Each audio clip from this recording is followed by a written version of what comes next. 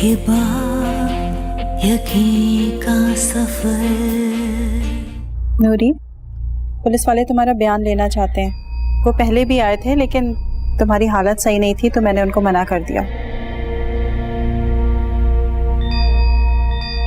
अरे आप लोग डरे नहीं, अपने मुजरिमों का नाम बताओ पुलिस को ताकि उन्हें सजा हो सके। ना ही हमें किसी को सजा दिलवानी है, ना ही किसी से बदला लेना है। छोड़ दे इस बातों को, छोड़ दे बस। लेकिन अम्मा जी, इस तरह से तो मुजरिम आजाद घूमता रहेगा। डॉक्टर साहिबा, आप बस मेरी नूरी का इलाज कराएं। हम तो वैसे ही बर्बाद हो चुके हैं। ये देखो, मैं आपके आगे हाथ जोड़ती हूँ। अम्मा, तो क्यों अद्दी को चुप करा रही है? चुप कर जा, 4 जमातें पढ़कर मुझे पढ़ाने बैठ गया है। नहीं, नूरी कोई बयान नहीं देगी पुलिस को। बस हमें कोई रपट वपट नहीं लिखवानी है। छोड़ दे इस बात को, मत बुलाई नहीं।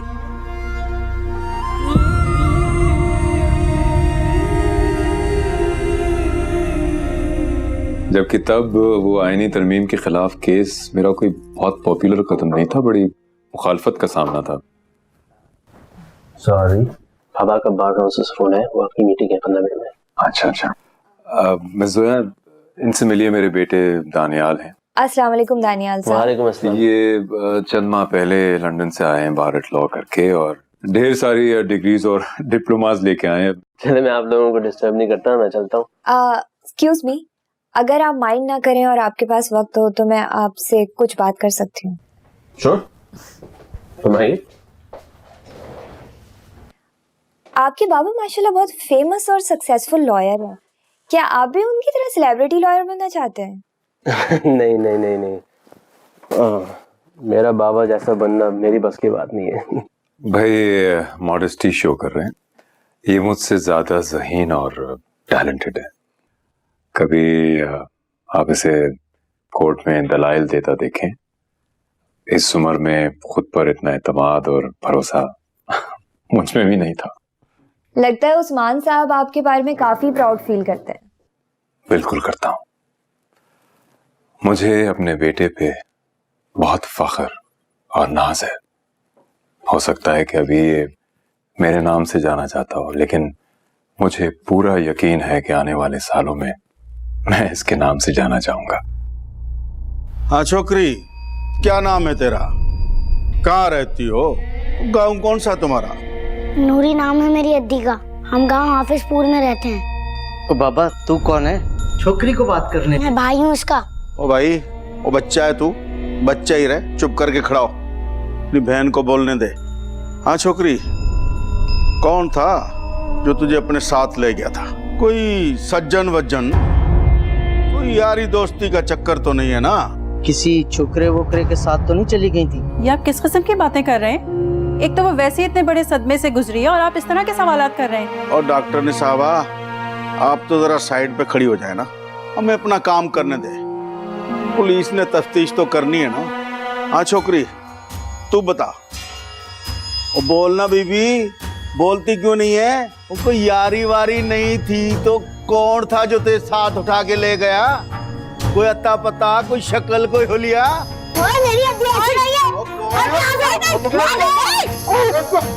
छोड़ दो मेरे बच्चे को, छोड़ दो। बेटा नहीं, बिलाल। तूने बोला कैसे मेरी अद्दी को? संभालो इसे। छोड़ अम्मा मुझे। पुलिस के ऊपर हाथ उठाने के चक्कर में ले जाऊंगा ना थाने, चक्की पीसता रहेगा। नहीं। ओ छोकरी, तू बता, क्या नाम था उसका? कोई हुलिया, कोई अता पता, कुछ तो याद होगा ना? बोल अद्दी, बता ना। रईस रब नवाज शाह का बेटा जहांगीर शाह। नूरी? और साथ उसके 2 दोस्त भी थे। ओ बीवी, होश कर होश। तुझे यकीन तो है ना कि ऐसे इल्जाम तो नहीं लगा रही उसके ऊपर? वही था, वो वही था। बहुत शुक्रिया आपका एसएचओ साहब। अब आप जा सकते हैं और नूरी के बयान के मुताबिक जाके एफआईआर दर्ज करें। तो डॉक्टर ने साहबा, हमें अपना काम करना आता है, और आप भी ना अपना काम करें, इसका इलाज करें, इलाज। और देखो बीवी, हमने तुम्हारा बयान ले लिया है, अब हम तफ्तीश करेंगे अपने हिसाब से। तो चलो भाई, और संभालना इसको।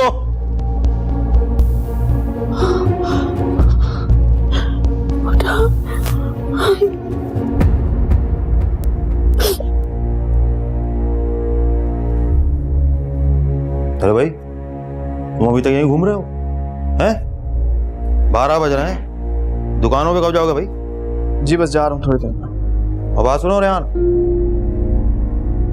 वो उस दिन तुम्हारी अम्मा के इंतकाल वाले रोज उनके कफन दफन और स्वयं के खाने के लिए 1 लाख रुपए दिए थे, वो सब के सब उड़ा दिए या उसमें से कुछ बचाया भी है? जी मेरे ख्याल से कुछ पैसे बचे तो हैं। ख्याल जाहिर ना करो, बावर्ची की रसीदें होंगी तुम्हारे पास। इंतकाल के रोज का कड़वा खाना, स्वयं का खाना, इन सब की रसीदें लाके दिखाओ मुझे।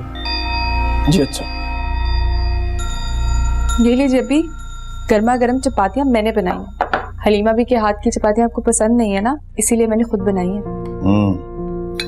अच्छा किया। तो बात सुनोगे शीमा? जी। वो जो तुम्हारी मरहूमा सास का सारा सामान था, तुमने बक्से में डलवा दिया था ना, भिजवाऊंगा किसी दिन वो किसी यतीम खाने में या दारुल अमान में। जी अभी वो मैंने अम्मी का सारा सामान, कपड़े, जूते वगैरह बक्सों में भर दिए। और वो जेवर कहाँ है? जेवर वो लॉकर में ना, आपने उस दिन अम्मी का और मेरा जेवर लॉकर में रखवा दिया था कि आजकल डकैतियां। मेरी पूरी बात सुन लिया करो, फिर मेरा जवाब दिया करो। मैं उस भारी जेवर की बात नहीं कर रहा हूँ, मैं उस जेवर की बात कर रहा हूँ जो मरते वक्त तुम्हारी मरहूमा सास ने पहना हुआ था। वो कहाँ है भाई? उसे इंतकाल के दिन गुस्ल तुमने ही दिलवाया था ना, तो वो जेवर तुम्हारे पास ही होना चाहिए, महफूज। वो जेवर? जी, उसी जेवर की बात कर रहा हूँ। वो तो मैंने दराज में सेफ रखा हुआ है, लेकर आती हूँ। फौरन लेकर आओ, वो जेवर मैं खुद बैंक में रखवाऊंगा। सारा जेवर जोबिया का है। ये तूने क्या किया नूरी? तुझे मैंने मना किया था ना। अम्मा, अद्दी ने बिल्कुल ठीक किया। तू ज्यादा सियाना मत बन, छोटा है ना तो छोटा बनकर रह। नूरी, रईस की बेटी का नाम लेकर तूने बहुत बड़ी गलती की है बेटा। अम्मा, अद्दी ने बिल्कुल ठीक किया, तुम हर किसी को ऐसे ही बोलती रहती हो। बाबा साईं कहाँ है? बाबा साईं घर पर है अद्दी। से नाराज है ना? नहीं अद्दी, वो क्यों तुमसे नाराज होंगे? उनकी तबीयत ठीक नहीं है, वो इसलिए घर पर है। मुझे पता है वो मुझसे नाराज है। की सच मैंने मिट्टी में मिला दिया, सारे गांव में बदनाम कर दिया ना मैंने उन्हें। मुझसे नाराज है, मेरी शक्ल भी नहीं देखना चाहते हैं। क्यों ऐसा सोचती हो? चरी मेरी धी, तू ठीक हो जा, चलेंगे बाबा के पास। अबे इतना महंगा खाना पकवाने की क्या जरूरत थी? हैं? लोगों का क्या है, आते हैं, खाते पीते हैं, ऐप गिनवाते हैं, चलते बनते हैं। इतना महंगा खाना उजाड़ो, बाप की कमाई है, उजाड़ो। ये ले भी अम्मी के जेवर।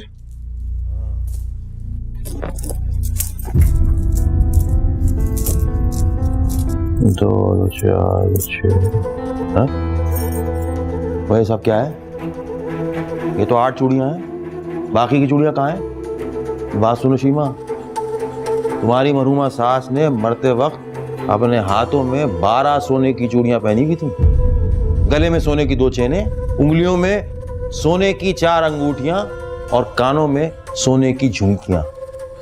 इसमें से तो 4 चूड़ियां, 1 सोने की चेन, 3 अंगूठियां और बाकी झुमकियां।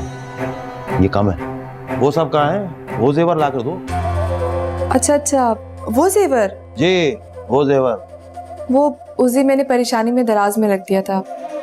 अभी आपने याद कराया तो याद आया, लेकर आऊं? शुक्र है तुम्हारी याददाश्त जल्दी वापस आ गई। जाओ वो जेवर लेकर आओ, रख के भूल गई थी।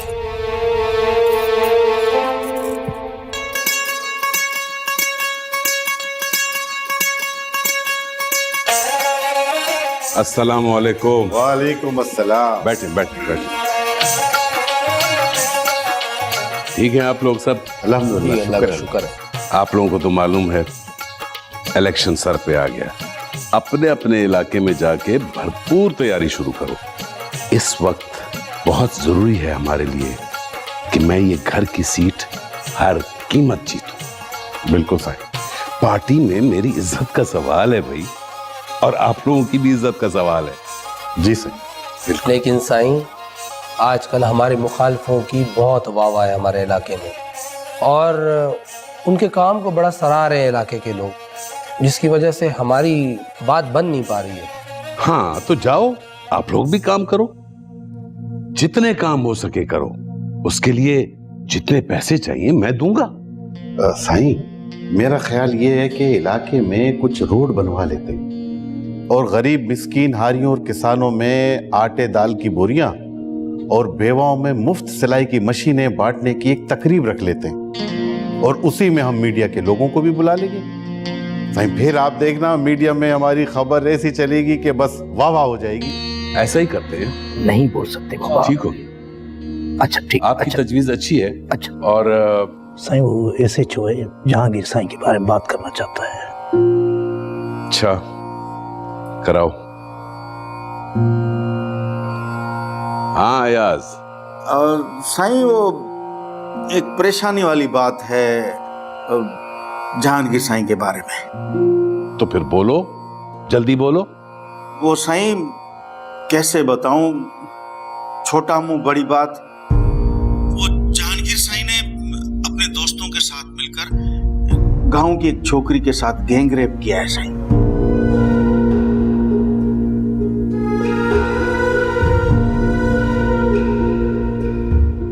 क्या बकवास कर रहे हो? तुम्हारा दिमाग तो ठीक है अयाज? साईं, डॉक्टरों की रिपोर्ट भी आ गई है और उस रिपोर्ट में साफ लिखा है कि लड़की के साथ गैंग रेप हुआ है। और साईं, लड़की ने जहांगीर साईं के खिलाफ बयान भी दे दिया है। अच्छा ठीक है, मैं बाद में बात करूंगा। साईं, खैरियत तो है? हाँ खैर है। मुझे कहीं जाना है, फिर मीटिंग करेंगे।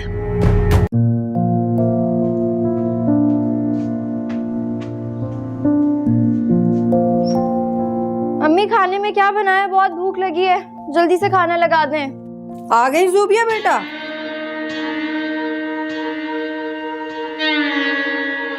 अस्सलाम वालेकुम। वालेकुम सलाम। भाभी कहाँ है? वो तो खाना खा के सो गई हैं। किचन में खाना रखा है, खाली जगह। मैं थक गई हूँ, आराम करूंगी।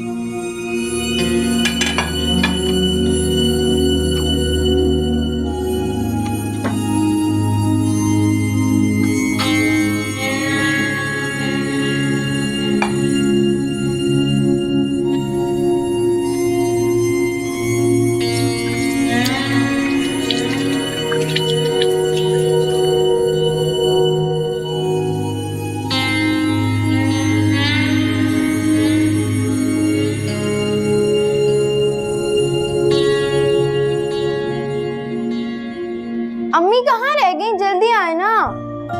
क्या हो गया? और तुमने कपड़े भी नहीं बदले, ऐसे ही बैठ गई बस। भूख लगी हुई है इतनी ज्यादा। छोना, ये लो मेरी बेटी की पसंद का सालन मिला। नाटिया नहीं चाहिए, खाना खाना है अभी। ये लो।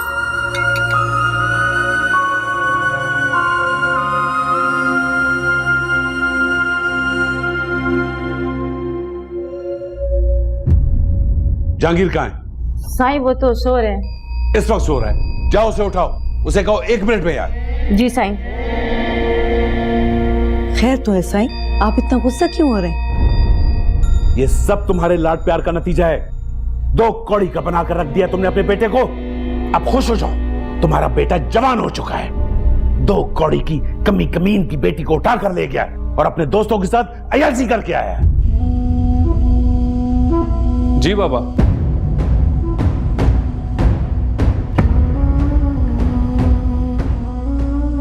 बहुत जवानी चढ़ी है ना तुम पर। शहर में एक से एक हसीन लड़की तुम्हारी दोस्त है, सब जानता हूं मैं। तो फिर मैं पूछता हूं, आखिर क्या जरूरत थी तुम्हें गांव में मुंह मारने की?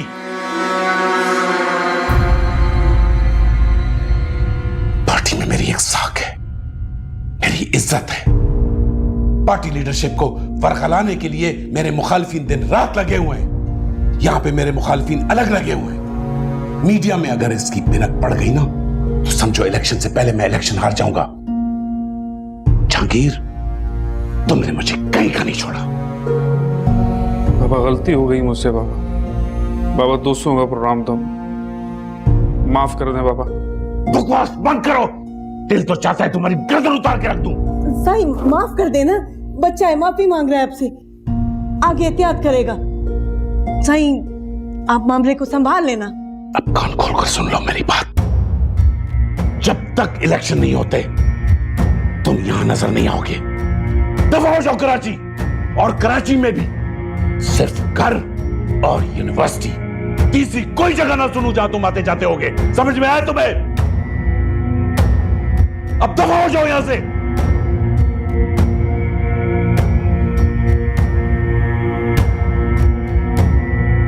साईं बच्चा है ना, अब जवान हो रहा है, मार तो नहीं सकते ना, प्यार से समझाएं, आप भी गुस्सा ना करें।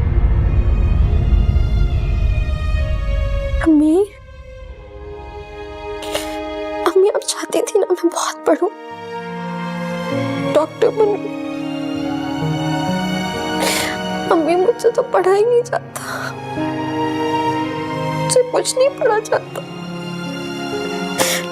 आपको पता है मेरे पेपर्स होने वाले हैं, लेकिन मेरी कोई तैयारी नहीं। मुझे आप बहुत याद आती है, बहुत याद आती है।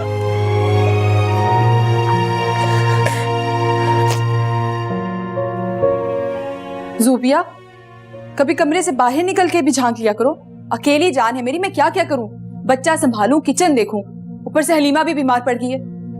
भाभी मेरे मिड टर्म शुरू होने वाले हैं, मुझे पढ़ना है। कैसे साफ साफ मुंह पे इनकार कर रही हो? भाई मैं अपने काम के लिए नहीं बुला रही, तुम्हारे वालिद मोहतरम कह के गए कि अम्मी की फातिहा करवानी है, 5 किलो चने की दाल का हलवा बनाओ। अम्मी की क्या फातिहा करवानी है, खुद हलवा खाने का दिल कर रहा होगा। उठो और कुछ काम करवा दो मेरे साथ। लेकिन भाभी काम करवाऊंगी तो पढ़ाई कैसे करूंगी? आकर पढ़ लेना, वैसे भी तुमने पढ़ लिख के कोई डॉक्टर या इंजीनियर नहीं बन जाना। 16 साल की हो गई हो तुम, तुम्हारी उम्र में लड़कियां पूरा पूरा किचन संभालती हैं। एक तो तुम्हें अम्मी ने लाड में रख रख के कुछ भी नहीं सिखाया। आकर मेरा थोड़ा हाथ बटा दोगी तो मौत नहीं आ जानी, पढ़ना है।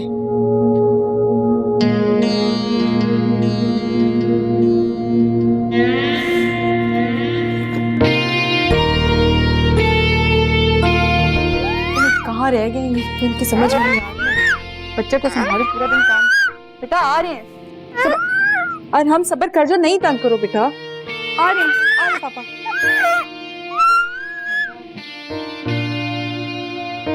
अस्सलामुअलैकुम। वालेकुम सलाम। तुम यहाँ क्यों बैठी हो? आपका इंतजार कर रही थी, एक काम था आपसे। हाँ बोलो बेटा।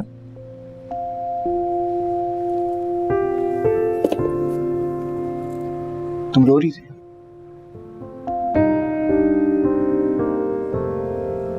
मम्मी क्यों चली गई?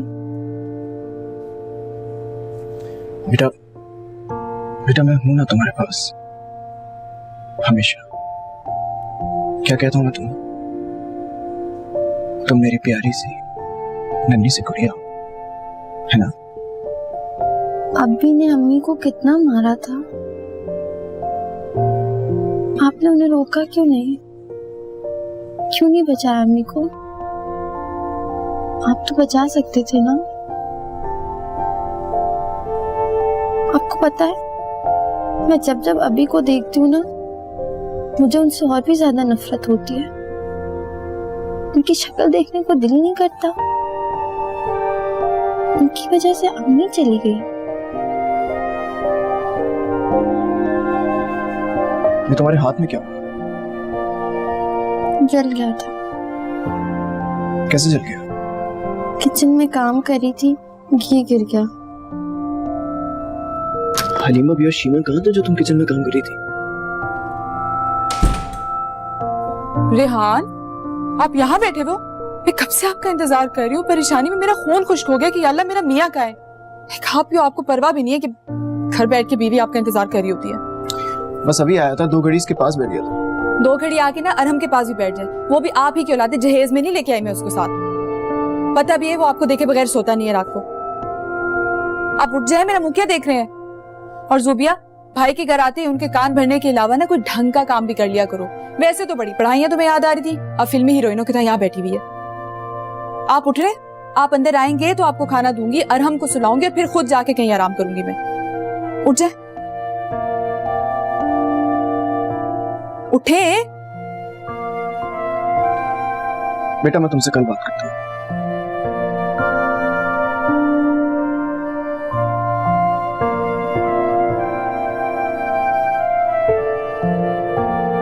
तुम्हें जूबी से अभी काम नहीं करवाना चाहिए था। बेचारी अभी सदमे से बाहर नहीं आई। किसी भी काम में कहाँ दिमाग लगाई हो? मैं तो सारा दिन एसी में बैठी रहती हूँ ना, कहीं से आके मेरे हाथ पैर दबाती रहती है।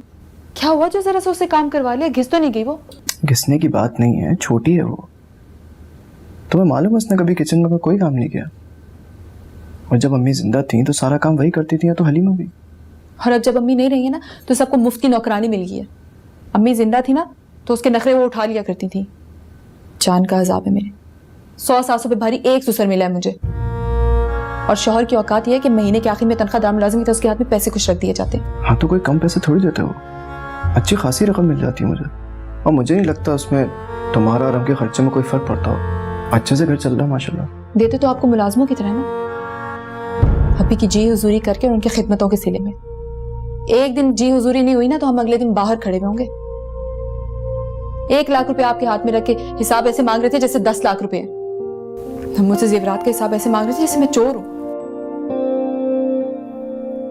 अगर मेरा शौहर किसी काबिल होता ना तो आज हुसैन मेरी इस तरह बेइज्जती नहीं कर रहा होता। और फिर भी एंड में फिक्र जाके अपनी बहन की हो रही है। बीवी तो कहीं खड़ी नहीं होती।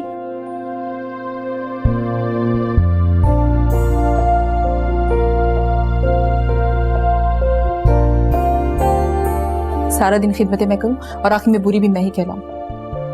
अच्छा ना, मेरा ये मतलब नहीं था। चलो तुम बताओ तुम क्या चाहती हो? मैं बस ये चाहती हूँ कि अपनी बहन से हट के मेरे और अरहम के बारे में भी थोड़ा सा सोच लें।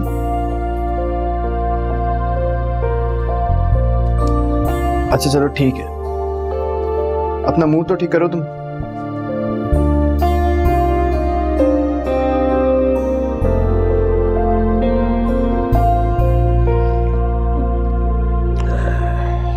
चाय ले आओ हलीमा।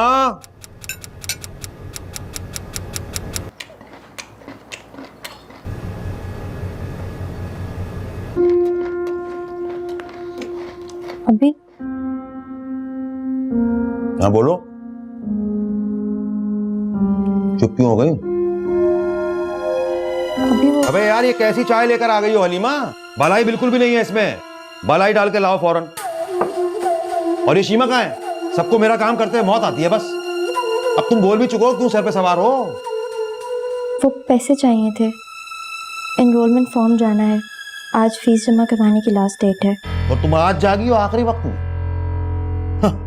हाँ भाई, पता है तुम सबके सबों को कि बाप के पास पैसों का दरख्त लगा हुआ है। लुट रहा है पैसा बाप के पास। तुम्हारे भाई साहब ने तो कुछ करके दिया नहीं, और तुम कौन से कारनामे करने वाली हो इसका भी मुझे अंदाजा है। बस बाप का पैसा लुटाना है, लुटाना।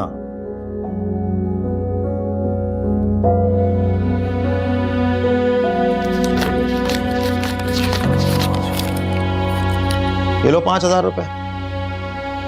बाकी के जो बच गए हैं ना वो तुम्हारा जेब खर्च, क्योंकि मुझे मालूम है 2 दिन बाद फिर मेरे सर पे आके खड़ी हो जाओगी, पैसे चाहिए। मेरी चाय कमरे में भिजवा दो। और तुम्हारी चादर कहाँ है? ऐसे जाओगी कॉलेज? नहीं, कमरे में है, उठ के जाऊंगी। खुले सर वाली औरत पर शैतान भी लानत भेजता है। घर पे भी सर ढक के रहा करो।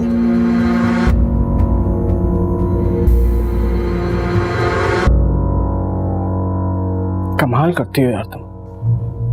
अगर तुमको अपने एनरोलमेंट फॉर्म के लिए पैसे चाहिए थे तो मुझसे मांग लेती, मैं देता तुम्हें। अभी से कहने की क्या जरूरत थी? क्या तुमको उनके मिजाज के बारे में नहीं पता? वो 50 रुपए भी देते हैं तो जलीलो ख्वार करके देते हैं। आपसे कैसे कहती?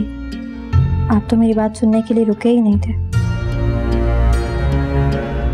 शीमा उसके लिए भी नाश्ता लगा दो। हलीमा भी को भी चौकी में बिठा के आराम ना करवा लूं? उसकी खिदमत में भी मैं ही नाश्ता पेश कर देती हूँ। नहीं, मुझे भूख नहीं है। वैसे भी वैन आने वाली है, देर हो जाएगी।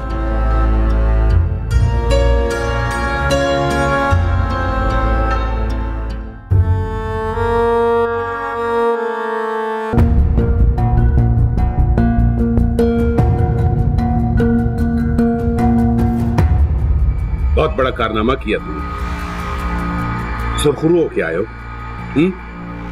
तुम वही हो ना जिसने तरले किए थे यहां तैनात होने के लिए? याद है कुछ कि सब कुछ भूल गए हो? बाबा साईं, ये बात भला मैं कैसे भूल सकता हूँ? मैं, मेरी बीवी, मेरे बच्चे सब आपको झोलियां भर के दुआएं देते हैं बाबा साईं। वफादार हूँ आपका। वफादारी तो खूब निभा रहे हो। गांव की एक कमी कमीन की बेटी रब नवाज शाह के बेटे को रेपिस्ट कहती है और तुम उसका बयान कलम बंद करके मुझे फोन खड़का देते हो। बाबा साईं, बस गलती हो गई है।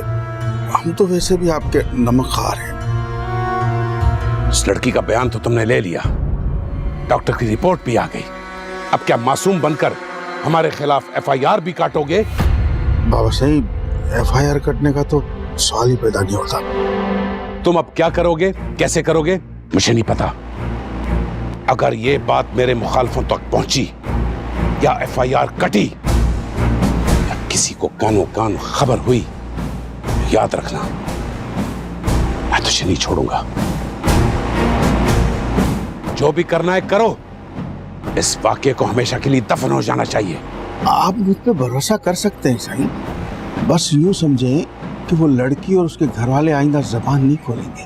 अगर वो जबान नहीं खोलेंगे तो तेरी किस्मत खुल जाएगी। ऐसा ही होना चाहिए जैसे बोल रहे हो। अब जाओ, खड़े खड़े क्या देख रहे हो? जो करना है करो।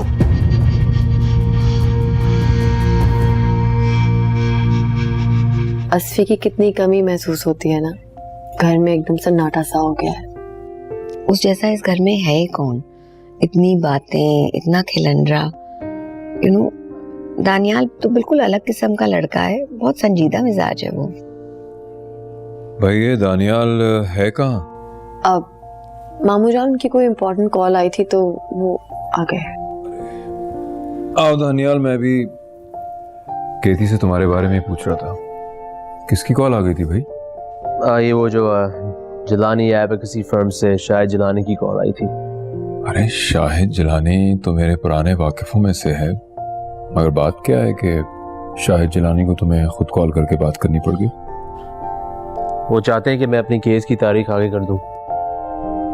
फिर तुमने क्या कहा? बाबा जी उनकी चालाकी है, वो चाहते हैं मैं केस डिले कराऊं। ऊपर से उन्होंने मुझे इनडायरेक्टली रिश्वत भी ऑफर की है। मैंने कुछ साफ साफ मना कर दिया है। मेरी लॉयल्टी मेरे क्लाइंट और प्रोफेशन के साथ है। हाँ, लेकिन अगर उन्होंने खुद कॉल की थी तो तुम्हें जरा धीमे लहजे में बात करनी चाहिए थी। इस केस में उनकी फर्म की साख दाव पे लगी है। ऑब्वियसली उनके लिए इज्जत का सवाल है। लेकिन बाबा, अगर मैं केस जीत रहा हूं तो मैं क्यों उनको डिले कराऊं? मेरे असूल इस बात की इजाजत नहीं देते। फिर भी मैं यही कहूंगा कि असूल अपनी जगह है। इतना रिजिड होना भी मुनासिब नहीं है। दूसरों को कंसिडर करके साथ लेके चलना पड़ता है हमारे काम। मैं अपने असूल पर समझौता नहीं कर सकता। भाई आप बाप बेटा हर वक्त यही बात करते रहेंगे, कोर्ट एंड केसेस। कभी तो सोच लें कि आप घर पे हैं और गेती का ही ख्याल कर लें। ये बेचारी समझ रही होगी मैं कहाँ फंस गई। नहीं हमारी जान, ऐसी बात नहीं है। It's okay. अच्छा भाई, बेगम साहबा नहीं डिस्कस करते केस, आप बताएं आप क्या कह रही थी? दानियाल, आपको चाय दूं? नहीं मैं ठीक। चाय तो पियो ना। मैं ठीक हूँ बाबा।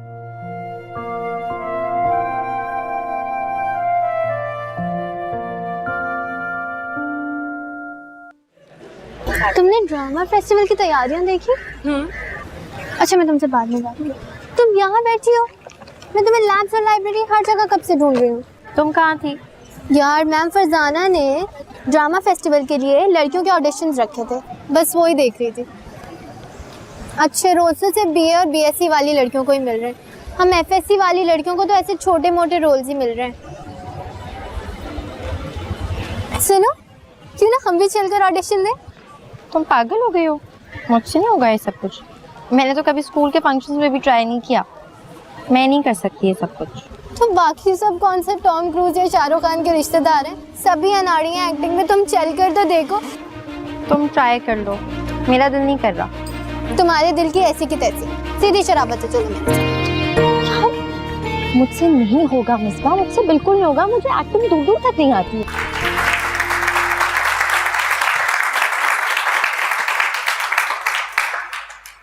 और अब मैं आखिर में दावत दूंगी हमारे चीफ गेस्ट मोहतरम रब नवाज शाह साहब को। पिछले 50 सालों से इनका ख़ानदान पाकिस्तान की सियासत में नुमाया किरदार अदा कर रहा है। शाह साहब मुख्तलिफ अदवार में वफाकी वज़ीर, सेनेटर, अपोजिशन लीडर और सूबाई असम्बली के मेंबर रह चुके हैं। अपनी वजारत के दौर में इन्होंने ख़वातीन के फलाह महबूद के लिए कई बेमिसाल काम सर अंजाम दिए हैं, जिसमें सरे फहरिस्त ख़वातीन के हकूक़ के तहफ़्फ़ुज़ के लिए असम्बली से बिल मंजूर करवाना था। अब मैं आप लोगों का ज़्यादा वक्त नहीं लूँगी। शाह साहब प्लीज़ स्टेज पे आएँ और आज ख़वातीन के आलमी दिन के हवाले से हमें अपनी राय और ख़यालात से आगाह करें। तशरीफ़ लाते हैं जनाब रब नवाज शाह।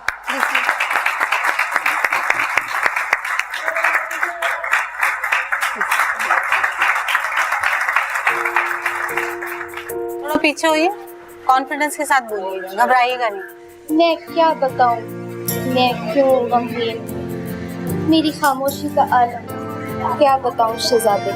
ख्वाब बिखर के रह गए हैं, मेरा दिल उजड़ गया है, मैं क्या करूं। मैं क्या बताऊं अपनी गमगीन एक लड़ी। मैं क्या बताऊं शहजादे, मैं क्यों खुश होने वाला दिल कहाँ से लाऊं शहजादे। बैठिए, आप आइए।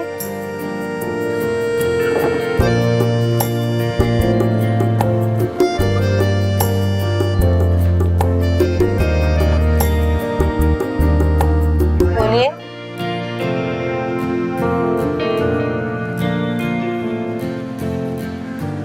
मैं क्या बताऊं शहजादे कि मैं क्यों गमगीन हूँ। सब कुछ खत्म हो गया, अपनी उदासियों का सबब क्या सुनाऊं तुम्हें। मेरा दिल रो रहा है, मेरे सारे ख्वाब बिखर गए, सब कुछ टूट गया। तो प्यार करने वाले एक दूसरे से अलग हो गए, कभी नहीं मिलेंगे, हम कभी नहीं मिलेंगे, हम कभी नहीं मिलेंगे। मैं इंतज़ामिया का शुक्रिया अदा करना चाहूँगा जिन्होंने मुझे आज मौका दिया इजहार ख्याल का।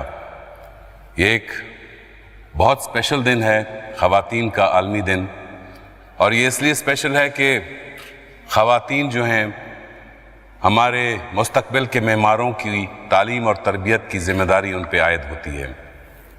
ख़वातीन पर तशद्दुद नफ्सियाती हो या जिस्मानी, हमें उसकी पुरज़ोर मज़म्मत करनी चाहिए।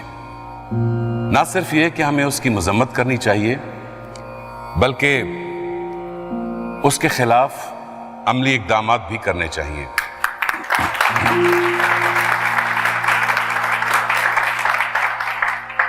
हमारे मुल्क की ख़वातीन जहां भी रहती हूं, चाहे शहरों में या देही इलाकों में, हमें चाहिए कि हम उनको भरपूर तहफ़्फ़ुज़ दें। इस मुल्क की 55% आबादी जो कि ख़वातीन पर मुश्तमिल है, हमें उनको भरपूर एतमाद देना है, क्योंकि इस एतमाद के बगैर अगर उनके खिलाफ जराइम के सद्देबाब के लिए इक़दामात नहीं करेंगे तो फिर ये मुल्क कैसे तरक्की करेगा।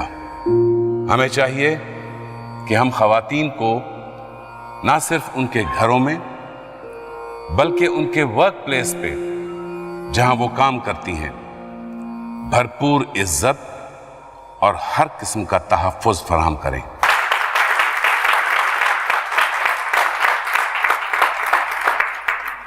जभी तो उनमें इत्मीनान बहाल होगा और वो घरों से बाहर निकलकर काम करेंगी, इस मुल्क के लिए कंट्रीब्यूट करेंगी।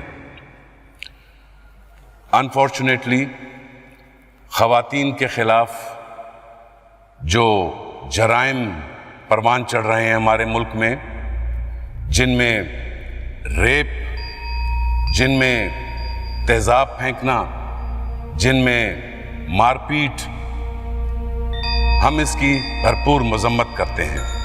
हम ना सिर्फ मजम्मत करते हैं बल्कि मैं इस चीज पर भी जोर दूंगा कि हम सबको मिलकर इसके खिलाफ अपना अपना किरदार अदा करना होगा।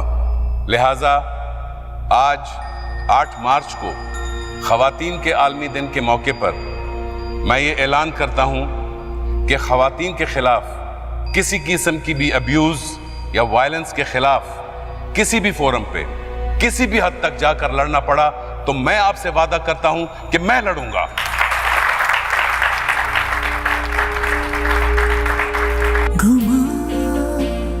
के बाद यकीन का सफर